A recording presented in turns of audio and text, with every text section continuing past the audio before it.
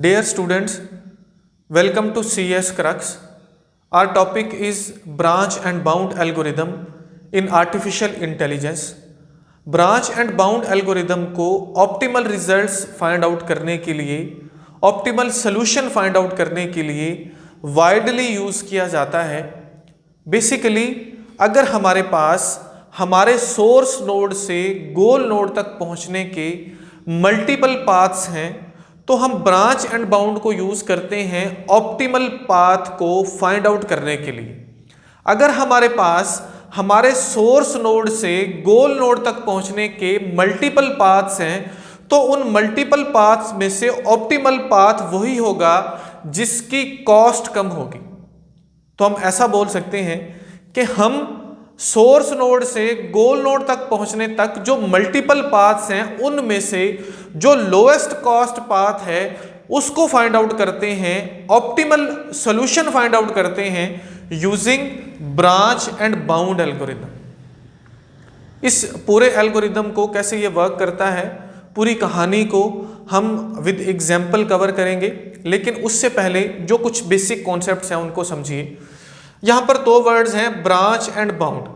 Basically branch किसको बोलते हैं? एक प्रॉब्लम को सब प्रॉब्लम्स में डिवाइड करना, या हम बोल सकते हैं एक्सटेंड करने का जो प्रोसेस है उसको हम ब्रांचिंग बोलते हैं।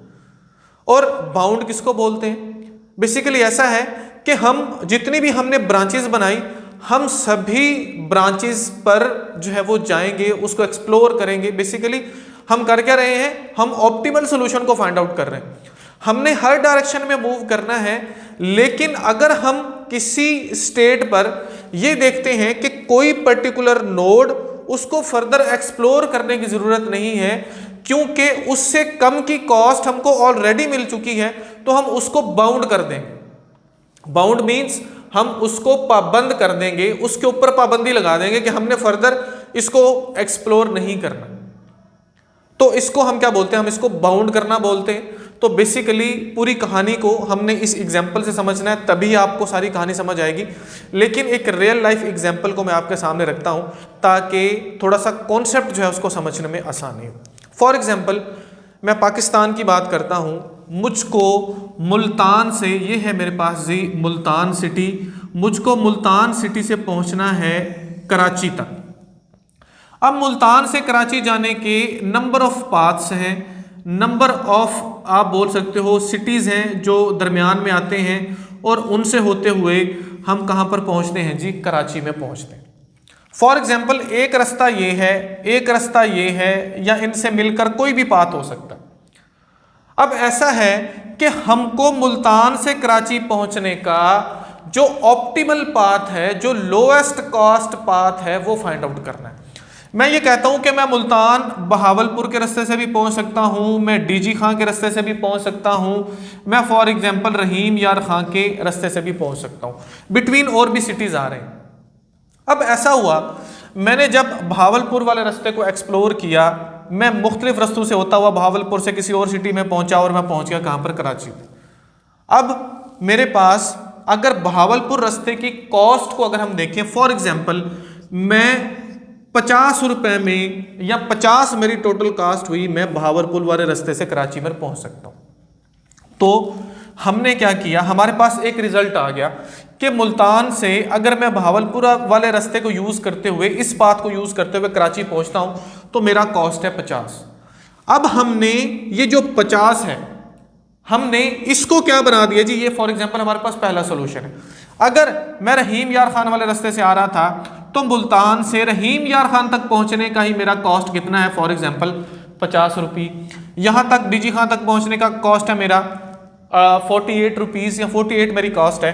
तो अब मैं इस रास्ते को फर्दर एक्सप्लोर ही नहीं करूंगा, मैं इसको क्या कर दूंगा? मैं इसको बाउंड कर दूंगा, प्रोन कर दूंगा। प्रोन मींस इसको मैं टर्मिनेट कर दूंगा।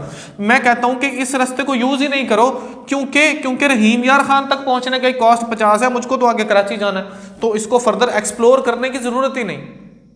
बेसिकली बाउंड ये है, हम नंबर ऑफ जो हमारे पास हमने ब्रांचिंग की, हम उन सभी ब्रांचेस पर मूव करते हैं, लेकिन अगर हमको गोल तक पहुंचने का एक कास्ट मिल जाता है तो हम क्या करते हैं? हम उससे कम वाले को ढूंढते हैं। अब मुझको 50 से कम वाला ढूंढना है। 50 तो एक मेरे पास जो है मुझको पता चल गया, इस रास्ते से मेरे पास जो है वो खर्चा 50 है। अब मुझे बाकी रास्तों में से ढूंढना है, लेकिन अगर 50 या उससे ज़्यादा मिलेगा तो उसको फर्दर मुझको उस नोड को फर्दर एक्सप्लोर ही नहीं करना, मुझको वहाँ पर उसको बाउंड कर देना, उस पर ऊपर पाबंदी लगा देनी, उसको प्रोन कर देना, निकाल देना, क्योंकि उसको फर्दर एक्सप्लोर करने की ज़रूरत ही नहीं। तो होपफुली कुछ ना कुछ जो कॉन्सेप्ट है वो समझ आया होगा इस रियल लाइफ एग्जाम्पल से। तो हम क्या करते हैं जी, हम इस एग्जाम्पल से इस पूरी कहानी को समझते हैं, ताकि हम जो है ब्रांच एंड बाउंड एल्गोरिदम की प्रॉपर वर्किंग जो कॉन्सेप्ट है वो उसको अच्छे से समझ पाए। तो यहाँ पर ये जो ए है ये है फॉर एग्जाम्पल हमारा सोर्स नोड, और जो जी है ये है हमारा गोल नोड, ठीक है। तो हमको ए से जी तक पहुंचने का जो ऑप्टिमल पाथ है उसको फाइंड आउट करना है। ऑप्टिमल मींस जिसकी जो कॉस्ट है वो सबसे कम है। तो ए से अगर हम इसको एक्सप्लोर करना स्टार्ट करें, अगर हम इसकी ब्रांचिंग करें, तो ए से फर्दर हम कहां पर मूव कर सकते हैं? ए से हम जा सकते हैं जी डी के पास, ए से हम जा सकते हैं ई के पास, और ए से हम जा सकते हैं बी के पास, ठीक हो गया। अब ए से डी तक पहुंचने का जो कॉस्ट है वो है 1, ए से ई तक पहुंचने का जो कॉस्ट है वो है 7, इसको यहां पर चले लिख लेते हैं जी। और इसी तरह से ए से बी तक पहुंचने का जो कॉस्ट है वो है 3। तो ऑब्वियसली ए से डी तक पहुंचने का कॉस्ट 1 है, मैंने यहां पर 7 लिख दिया। तो ये हमने क्या की, यहां पर ब्रांचिंग की। तो ऑब्वियसली सबसे कम कॉस्ट कहां पर है जी, हमको मिल रही है, हमको यहां पर मिल रही है। तो हम डी से आगे मूव करते हैं। तो डी से क्या है जी हमारे पास, हमने ये जो लीफ है हमारे, हम सभी लीव्स को देखना है। तो इन तीनों में से कम कॉस्ट किसकी है जी? 1 की, मतलब जो 1 है वो कम कॉस्ट है, डी है हमारे पास नोड। तो डी से हम फर्दर कहां पर मूव कर सकते हैं? हम सिंपल मूव कर सकते हैं जी गोल नोड पर। लेकिन डी से जी तक पहुंचने का कॉस्ट कितना है? 8। अब हमको यहां पर 8 नहीं लिखना, ये बहुत इंपॉर्टेंट पॉइंट है। ए से हम पहुंचे डी पर, 1 रुपया अगर हमारा वहां पर लगा, तो डी से जी तक पहुंचने का कितनी कॉस्ट है? 8। 8 और 1 कितने हो गए? 9। मतलब हम हमारे गोल नोड तक 9 रुपये में पहुंच सकते हैं। 9 है हमारी कॉस्ट। तो पहला सोल्यूशन हमको मिल गया 9। अब यहां पर हम गोल तक पहुंच गए, तो बेसिकली यहां पर हमारा एल्गोरिदम टर्मिनेट नहीं करेगा। ये जो एल्गोरिदम है ये काम क्या कर रहा है? ये लोएस्ट पाथ को फाइंड आउट कर रहा है कि कम से कम खर्च वाला पाथ कौन सा है, तो उसको ढूंढते हैं जी। अब हमारे पास लीफ नोड कौन से? एक ये है 9, ये है 7 और ये है 3, ठीक है। मतलब बी की कॉस्ट 3, इसकी 7 और इसकी जो है हमारे पास जी ये तो लीफ नहीं है, ये लीफ है। हमको सभी लीफ को देखना है। सबसे कम कॉस्ट किसकी है? 3 की। तो इसको फर्दर हम क्या करेंगे जी? फर्दर इसको आगे एक्सप्लोर करेंगे। तो बी से हम जा सकते हैं कहां पर जी? सी के पास। इसी तरह से बी से हम जा सकते हैं किसके पास? ई के पास, ठीक हो गया।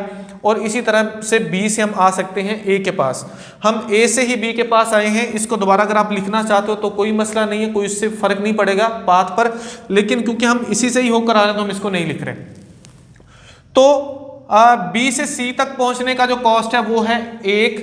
तो 3 और 1 कितना हो गया जी? 4, ठीक हो गया, समझ लग गई। ए से बी तक 3, बी से सी तक 1, तो ये टोटल कितने बन गए? 4 बन गए। तो सी तक पहुंचने का कॉस्ट है 4। बी से ई तक पहुंचने का कॉस्ट कितना है जी? 4। 4 और 3 कितने हो गए? 7। तो ये है जी हमारे पास, बी से हम सी पर जा सकते थे और ई के पास जा सकते थे और ए के पास। यहां तक कहानी क्लियर होगी। अब हमारे पास लीफ कौन से हैं? 7, 4, 7, 9। तो हमने किसको फर्दर एक्सप्लोर करना है? हमने इस सी को आगे एक्सप्लोर करना है। तो सी से आगे हम किस तरफ जा सकते हैं जी? सी से हम सिर्फ और सिर्फ ई की तरफ ही आ सकते हैं। तो हम चले गए जी ई के पास, क्योंकि हम बी से ही आए हैं तो उसको लिखने की जरूरत नहीं। तो यहां तक पहुंचने का कास्ट था 4, और सी से ई तक 2 मजीद ऐड होंगे, तो ये कितने हो गए? ये हो गए 6। अब हमारे पास लीफ नोड कौन से हैं? 7, मतलब ई की कॉस्ट 7, इसकी कॉस्ट 6, इस ई की कॉस्ट 7 और इसकी 9। तो हमने इसी को आगे, ये जो पाथ हम इधर से आ रहे हैं ई तक पहुंचे, तो इसको फर्दर हमको एक्सप्लोर करना है। क्योंकि हम कहां पर पहुंचे? हम जो है वो ई तक 6 कॉस्ट में पहुंच गए। अगर हम इस रास्ते से डायरेक्ट ई पर पहुंचते हैं तो 7 रुपये लगते हैं। अगर हम कुछ इस तरह से होते हुए ई तक पहुंचते हैं तो 6 रुपीज लगते हैं। तो ई से फर्दर हम कहां पर मूव कर सकते हैं? ई से हम बी की तरफ मूव कर सकते हैं, ई से हम ए की तरफ मूव कर सकते हैं और ई से हम मूव कर सकते हैं किस तरफ जी, जी की तरफ। तो चलिए ये सभी को लिख लेते हैं। ई से हम मूव कर सकते हैं बी की तरफ और ई से हम मूव कर सकते हैं जी ए की तरफ और ई से हम मूव कर सकते हैं कहां पर जी, जी की तरफ। तो अगर हम ए की कॉस्ट देखें दोबारा तो यहां तक हमारे 6 थे। ई से बी तक पहुंचने का कॉस्ट कितना है, ई से बी तक पहुंचने का कॉस्ट 4 रुपए, 6 और 4 कितने हो गए 10 और ई से ए तक पहुंचने का कॉस्ट कितना है 7, 7 और 6 कितने हो गए 13, तो ये यहाँ पर 13 आएंगे। और इसी तरह से ई से अगर हम जी तक मतलब हमारे गोल नोड तक पहुंचे तो एक मजीद हमको ऐड करना है 6 और 1 कितना हो गया जी 7 हो गया। तो अगर हम इस पाथ को लेकर आते हैं तो हमारा कॉस्ट कितना हुआ 7, मतलब हमको 9 से भी मजीद ऑप्टिमल पाथ मिल गया जो कितना था जी 7। अब देखते हैं कि क्या 7 से कम हमको मिल सकता है, यही काम हमको दोबारा करते जाना है। तो इस वक्त हमारे पास लीफ कौन सा है जी, ये है बी, लेकिन बी 7 से ज्यादा है, इसको हम क्या कर देते हैं बाउंड, इसकी तरफ आगे मूव करने की जरूरत ही नहीं है। ए को भी हम कर देते हैं जी बाउंड, प्रोन कर दिया, मूव करने की जरूरत नहीं। अब ई की कीमत भी 7, यहां पर भी 7, यहां पर भी 7, यहां पर 9, तो क्योंकि ये 9 है ये तो है ही गोल, बेसिकली इसको छोड़ दीजिए। क्या इनको फर्दर आगे एक्सप्लोर करने की जरूरत है, नहीं, क्योंकि अगर इसको एक्सप्लोर करेंगे तो हमारे पास मजीद खर्च ऐड होगा ना। तो इसको भी बाउंड कर दिया, इसको भी बाउंड कर दिया, मींस ये हमारे पास एक पाथ हमको मिला जो कि सबसे ज्यादा ऑप्टिमल है। हम ए से जी तक 7 जो हमारे पास कॉस्ट है 7 रुपए के खर्च में पहुंच सकते हैं। हम जाएंगे ए से बी के पास, ऐसे ही है, बी से जाएंगे सी के पास और सी से हम आएंगे ई के पास और ई से हम पहुंचेंगे किसके पास जी, जी के पास। सभी रास्तों में से ऑप्टिमल रास्ता हमको दिया किसने, ब्रांच एंड बाउंड एल्गोरिदम में। सिंपल सी कहानी है ये, हमको शॉर्टेस्ट पाथ को, मीन शॉर्टेस्ट पाथ वही है जिसका कॉस्ट कम है, ऑप्टिमल पाथ मुझको बोलना चाहिए, उसके लिए हम ब्रांच एंड बाउंड एल्गोरिदम को यूज करते हैं। होपफुली एल्गोरिदम आपको समझ आया होगा। वीडियो अगर आपके लिए हेल्पफुल है तो प्लीज़ लाइक ज़रूर कीजिएगा, चैनल को सब्सक्राइब ज़रूर कीजिएगा और दूसरों के साथ शेयर ज़रूर कीजिएगा। Thank you so much.